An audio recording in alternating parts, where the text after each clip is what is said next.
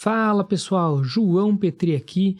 Hoje eu vou fazer um vídeo tirando algumas dúvidas que uma aluna da minha mentoria mandou para mim. Então vamos ver o que ela diz aqui, ó. Olá João, tudo bem?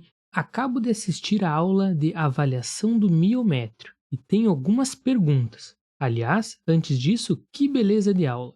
Clara, detalhada e bem montada. Obrigado. Então já vamos responder as perguntas, só antes eu queria mostrar qual é a aula que ela está se referindo. Ó. Essa aqui então é uma das aulas da mentoria, ó, ela fala sobre a avaliação do miométrio. E nessa aula a gente fala então anatomia do miométrio, como avaliar todas as lesões, né? Então as principais aqui que são os miomas e que é a adenomiose. Quanto ao mioma, é feito toda uma avaliação sobre como que a gente deve classificar o mioma, então com aquela classificação FIGO, as suas transformações, né, as suas degenerações e também a avaliação pré-operatória, nesse caso, então, uma classificação específica para os miomas submucosos. Na parte da adenomiose, então, são vistos todos os critérios para a doença, né, diretos e indiretos, como laudar, então é uma aula bem completa. Nós vamos ver algumas dúvidas aqui que ela ficou a respeito dessa aula, então. Onde que se inicia o endométrio? No istmo? Então, essa é uma dúvida super comum, assim, porque se a gente for reparar no colo uterino, ele tem uma porção aqui, que é o estroma cervical, que é muito parecido com a musculatura do miométrio, mas ela é parecida apenas em ecogenicidade, em composição histológica, ela é bem diferente. Então, quando aqui no miométrio, né, nós temos mais de 60% de músculo, né, e alguns outros tecidos junto, aqui basicamente ele é formado por colágeno, ele chega a ter ali 15% de músculo, mas ele é muito mais duro, né, então a grande conteúdo, o grande tecido que forma aqui o estroma do colo uterino é o colágeno. Mas realmente a gente não tem uma transição tão clara entre o colo uterino e o miométrio. Agora, o que a gente pode observar é essa porção glandular aqui do colo uterino. Ó. Essa porção glandular, ela termina aproximadamente aqui no orifício cervical interno. Então, a gente vai observar que ela é mais fina, bem próxima ao orifício cervical externo, dá uma espessada e afila novamente. Uma outra coisa que nós podemos perceber é que tem uma região aqui que dá uma acinturada nessa transição entre colo e corpo uterino. Se a gente observar aqui, tem uma concavidade e tem uma concavidade aqui nesse lado também. Então, quer dizer, o colo é um pouco maior, essa região é mais estreita e volta a ser mais espessa lá no corpo uterino. Essa região mais estreita é o istmo, né? Então é ali que a gente chama da transição entre o colo e o corpo uterino. Então é assim que a gente vai diferenciar, ali que começa o miométrio. Mas se a gente for olhar apenas pela ecogenicidade, realmente vai ser difícil de diferenciar. Agora a próxima pergunta aqui, ó. Você usa o termo miomatose uterina? E não, tá? Eu não uso esse termo. A miomatose uterina, ela está se referindo a um útero com essa cara aqui, né? Um útero cheio de lesões, cheio de miomas, né? Como é que a gente deve descrever esse tipo de lesão aqui? Então, nós vamos escolher ali as principais lesões, né? Então, os principais nódulos, os principais miomas que a gente está identificando. E aí nós vamos laudar esses nódulos em detalhes e os outros nós vamos apenas dar uma estimativa da quantidade. Então essa já é a próxima pergunta dela. A partir de quantos que a gente vai medir? A gente vai medir 4 desses miomas. Então só voltando aqui, ó, como que a gente mediria esses 4 miomas aqui? A gente escolhe, por exemplo, os que estão dando, os que são mais prováveis de dar sintomas. Então provavelmente vai ter outros em outros cortes aqui que teriam possibilidade de dar sintoma também. Mas por esse corte aqui eu pegaria os submucosos, ó. Eu escolheria esse grandão aqui, porque eles estão comprimindo e deformando o miométrio. Esse aqui que tem, já está próximo ao colo uterino, ele pode ser sintomático também. E daí acho que o próximo é esse aqui, que mantém contato, né, então, com o endométrio, mas não comprime tanto ele. Eu daria, então, a classificação e descrição completa desses 4 aqui, mas daria uma estimativa de aproximadamente quantos miomas que existem nesse útero. Então, digamos que a gente conta lá de um lado até outro, e tem ali uns 10 ou 12 miomas, então eu descreveria lá um útero com 12 miomas, com destaque aos 4 submucosos, né, conforme descrito a seguir, e aí eu descreveria conforme está lá no nosso laudário, né, essa descrição completa.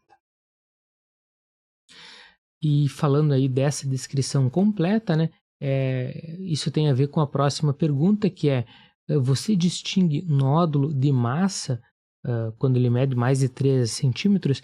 E essa é uma definição super comum na radiologia, né? Então o pessoal costuma, por exemplo, tem um nódulo pulmonar lá, então nódulo seria até 3 centímetros, mais que isso seria uma massa pulmonar.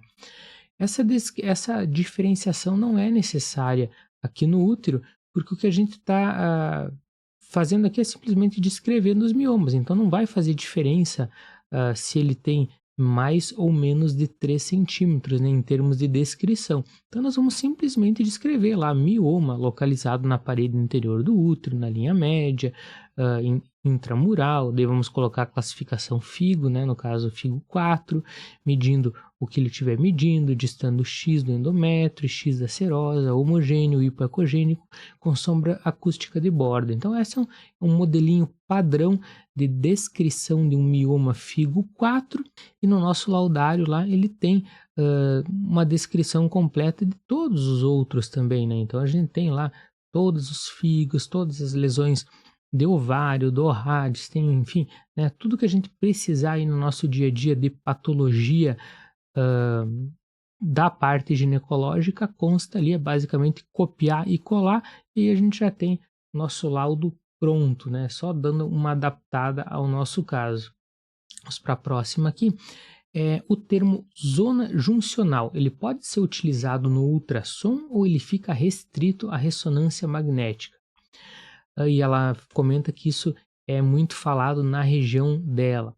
E sim, né, o termo zona juncional, ele pode e deve ser usado no ultrassom, né? É perfeitamente possível de identificar a zona juncional. Então, só para deixar claro o que é a zona juncional, né? A zona juncional, ela é uma das 3 camadas do miométrio. Então, nós temos essa zona juncional ou miométrio interno, que é aquela mais próxima do endométrio, né? Nós temos o miométrio médio e o miométrio subseroso, aqui o miométrio mais externo. O miométrio subseroso do médio, eles são separados pelos vasos arqueados. Então, às vezes, a gente está olhando o útero lá, a gente vê um monte de vasinho próximo da periferia. Bom, aquela linha de vasinhos que surgem ali é o que vai dividir aquela camada média daquela camada externa. E como é que nós vamos identificar a zona juncional, a camada mais interna, então? Aí é pela ecogenicidade, né?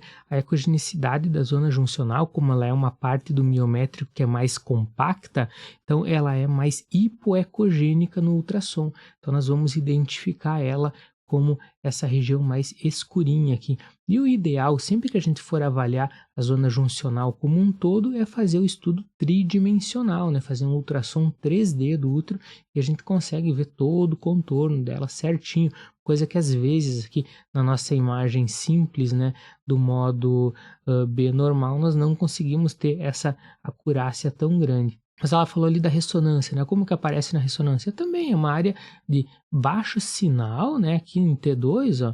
Então ela tem um baixo sinal nessa região interna do miométrio. Então é o mesmo aspecto, assim, do ultrassom, é bem semelhante, né? O T2 aqui da ressonância com a imagem produzida pelo ultrassom. O termo leiomioma, né? Então, você utiliza o termo leiomioma uterino? Eu chamo de mioma apenas, né? Leiomioma, a gente já está querendo entrar, parece um pouco na questão histológica, né? Claro que a grande maioria dos miomas uterinos, eles são miomas originados na musculatura ali, mas existem algumas variantes histológicas, como o lipoleiomioma, né, que é um tumor que tem células de gordura associada ali, ele costuma ser hiperecogênico. Então, tem algumas variantes, né? Então talvez o certo não fosse usar o leiomioma, mas também não vejo grandes problemas, né? O importante nesses casos é se fazer entender. se nós estamos entrando um pouco na histologia ou não, é um pouco de preciosismo e sinceramente não faz diferença nenhuma. Aqui ela faz uma pergunta bem legal a respeito de miomas híbridos, né? Então, na classificação de Figo, tem aquela classificação que vai de 0 a 8 ali, dependendo de onde que está o mioma, mas também tem aquela classificação que é essa parte de baixo aqui, ó, que é dois números, né, separados por uma setinha. Aí o número que está primeiro, ele se refere à relação daquele mioma com o endométrio, e o que está depois, ele se refere à relação daquele mioma com a serosa. Só que a gente tem que prestar atenção em algumas coisas antes de usar essa classificação de miomas híbridos, né? Por quê? Porque tem alguns que a gente não pode usar, por exemplo, o mioma 4, né? A classificação 4, ela é intramural. Mas qual que é a definição dessa intramural? Ela não pode nem ter contato com a mucosa, com o endométrio, e nem ter um contato com a serosa. Então, se ele não tem contato nem com a mucosa nem com a serosa, eu não posso usar nessa classificação aqui, que não vai fazer sentido, eu vou estar excluindo, né? Então, qual que vão ser os possíveis, né, de eu usar na primeira linha ali? O mais comum que a gente vai ver vai ser isso aqui, ó. Vai ser 2,5 e 3,5. Né? Então, por quê? Porque ele pode ter relação, então, com o endométrio comprimindo um pouquinho ele, ou apenas tocando nele, sem comprimir, mas a lesão ela se estende até lá na serosa e ultrapassa aquele limite da serosa. Então, o final vai ser o 5 aqui. Ó, né? Mas a gente pode questionar, será que pode existir algum que o final é 6? Daí a gente tem que olhar qual que é a característica do 6, né? O 6 ele tem menos de 50% dele intramural. Então, para fechar esse critério, ele tem que ser um nódulo que mantém contato lá com a parte do endométrio, passa por todo o miométrio, e isso aí representa a menor parte daquele mioma ainda. A maior parte dele está esofítica, né? Mas tem um componente que chega lá dentro. Então, aí nesses casos, caso ele toque o endométrio, caso ele comprima, a gente pode usar também 2,6 ou 3,6. Claro que são casos extremamente raros, né? E tem uma outra possibilidade ainda, que é mais rara ainda, que é o seguinte, ó, nós temos uma lesão endocavitária, né? Portanto, grande parte do mioma aqui para dentro da cavidade e uma menor parte dele acometendo na camada muscular do útero ali, então uma menor parte dele. Então, nesses casos, a gente tem que ter esse estilo aqui, ó. Nós vamos ter um nódulo que toca lá a serosa, mas que a maior parte dele está dentro da cavidade, portanto, a menor parte dele dentro do músculo, fechando o critério para o número 1. Então, esses casos de cima aqui são todos raros, o que a gente vai ver na prática mais é o 2,5 e o 3,5. Então, acho que é isso para miomas híbridos. O 4 ele não pode ser usado por conta, né, que ele não pode nem ter relação com a serosa nem com o endométrio, então não fecha. Agora, uma outra pergunta dela aqui, que é a última, é no útero retroverso fletido, né, qual que é a parede anterior e qual que é a parede posterior, né? Então, isso aqui é bem fácil, na verdade, a gente tem que entender o seguinte, ó, quando a gente coloca o transdutor e o útero está anteverso fletido, o mais comum é que o nosso transdutor caia aqui, ó, no fórnice anterior, tá? Então, no fórnice anterior da vagina. Então, através dessa janela aqui, nós vamos ver essa imagem aqui. Então, o que está próximo do transdutor é a parede anterior e o que está distante do transdutor é a parede posterior. Quando acontece diferente e esse útero está médio vertido, ó, então imagina que essa ponta aqui simplesmente desceu para baixo. A parede posterior continua sendo essa e a parede anterior continua sendo essa. Agora, quando inverte, né? Agora o útero foi lá para trás, ó. Quando o útero está retroverso fletido, o mais comum quando nós colocamos o transdutor não é cair lá no fórnice anterior, é cair aqui, ó, no fórnice posterior. E nessa anatomia aqui, o que está mais próximo do transdutor é a parede posterior, enquanto a parede anterior fica aqui na frente. Então, quando a gente tem esse tipo de útero aqui, a paciente tem uma cicatriz de cesárea, a cicatriz ela fica nessa topografia aqui onde eu estou mostrando, ó, bem nessa região aqui. Então, o útero retroverso fletido, a parede mais próxima do transdutor é a posterior e a parede mais distante é a anterior. Então, essas foram as dúvidas aí. Espero que tenha ajudado outras pessoas também. Muito obrigado pela sua atenção e até o próximo vídeo.